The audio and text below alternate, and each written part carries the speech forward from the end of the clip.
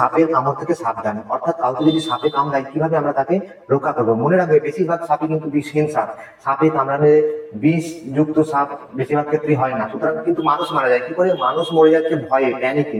সুতরাং এই ক্ষেত্রে আমাদের ধৈর্যের সঙ্গে কাজ করতে হবে এবং সাহসিকতার পরিচয় দিতে হবে। সবার আগে আমাদের ক্ষতস্থানে যেখানে বিষ দাগ লেগে থাকবে তা হালকাভাবে তুলে ফেলতে হবে, তারপর ক্ষতস্থান জল দিয়ে ভালো করে ধুয়ে ফেলা দরকার সবার আগে।